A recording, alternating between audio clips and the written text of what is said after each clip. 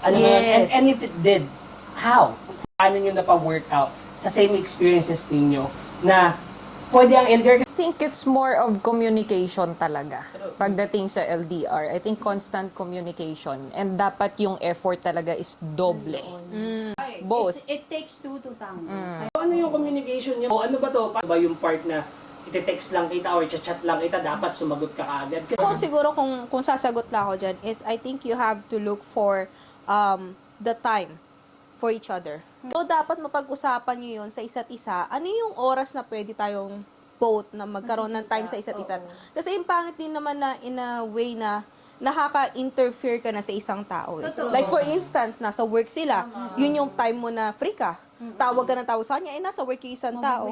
Mabubuisit ka, hindi mag-work. So, kailangan mo, yung sinasabi, I feel na yung sinasabi ni Lab na yung communication is dapat, mapag-communicate nyo rin, kailan tayo mag-uusap. Yun yung akin. So, number one ang communication. Tsaka, siguro para sa akin, dagdag ko lang to additional is, case-to-case basis yan base sa magrelasyon.